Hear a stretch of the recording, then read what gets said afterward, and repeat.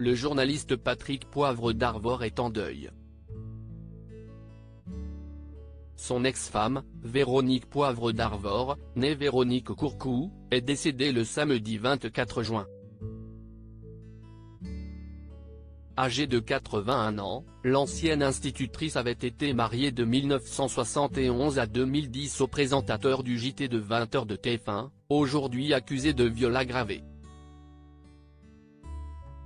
Avant leur divorce, le couple avait fondé une famille nombreuse qui a été frappée par le deuil de 3 enfants.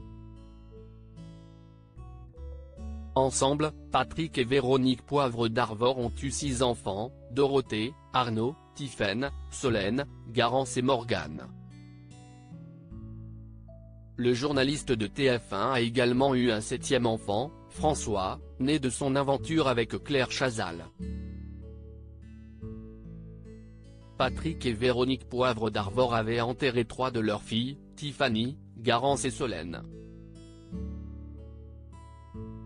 Tiphaine, la première à s'être éteinte, a succombé en 1975 à la mort subite du nourrisson.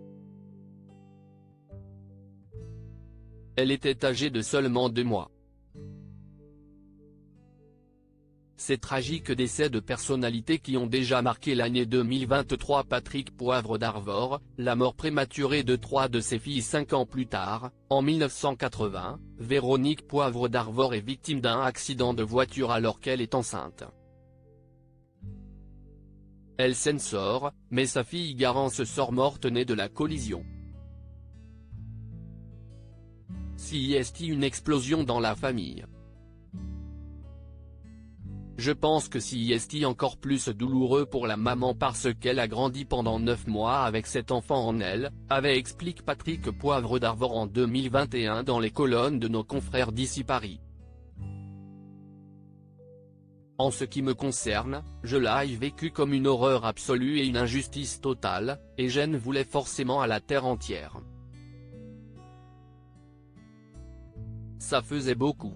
La mort de leur fille Solène, leur drame intime le plus connu, intervient 15 ans plus tard, en 1995. Victime d'anorexie mentale et n'arrivant pas à suivre ses soins, l'adolescente s'était suicidée en se jetant sur les rames du métro. Merci pour tout, mais je n'aime pas la vie. Je veux être incinéré et gardé dans une petite boîte, mais pas jeté à la mer, avait demandé Solène dans une lettre laissée derrière elle et adressée à son père. Crédit photo, JB Tissier panoramique.